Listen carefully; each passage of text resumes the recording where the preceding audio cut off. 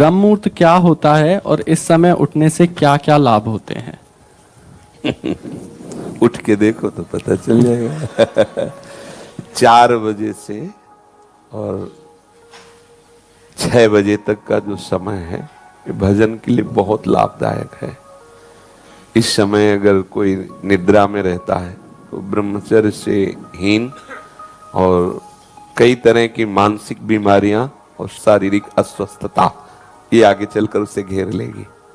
मानसिक बीमारियां, कई तरह से मन डराने लगेगा, कई तरह से मन में ऐसे कुभावनाएं जागृत हो जाएंगी।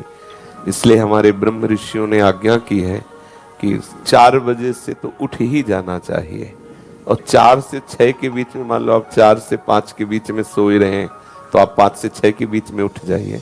4 से 6 के बीच के समय में आप उठ करके अपनी भागवतिक दिनचर्या करें।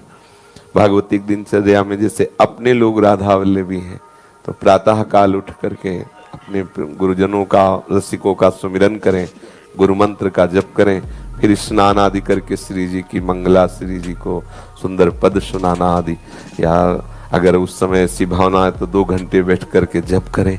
मंगल बेला होती है प्रातः कालीन, उस समय शयन तो कभी नहीं करना चाहिए, किसी को भी नहीं करना चाहिए।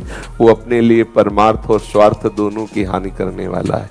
4 से 6 के बीच में महाराज जी मैं सुबह उठ जाऊंगा, मैंने सोच लिया कि अब मैं ना कल से उठूंगा। अच्छा। तो मैं 1 हफ्ता उठ लूंगा, फिर जैसे मेरे मन के अंदर आएगा ना नहीं अब मैं ना उठने लग जाऊं, तो फिर अगले दिन है ना वो फिर पूरा ढेर हो जाऊंगा। नहीं, ऐसा नहीं, आपका दृढ़ नियम होना चाहिए। और नए बच्चे हो तो अलार्म वाला सिस्टम रख लो, वो जब बजे तो उठ के बैठ जाओ। इसमें आपको प्रयासरत रहना पड़ेगा, कुछ समय प्रयासरत रहिए, फिर आपका अभ्यास बन जाएगा कि आप उस समय सो ही नहीं सकते।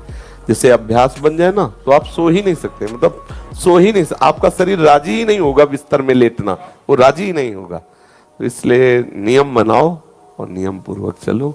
जब आपको लगे कि आज हम नहीं उठ पाए तो उस दिन दंड स्वीकार करो, व्रत रह जाओ कि आज समय से उठे नहीं इसलिए आज भोजन नहीं, उपवास कर लो, ठीक है, तो ठीक हो जाओगे।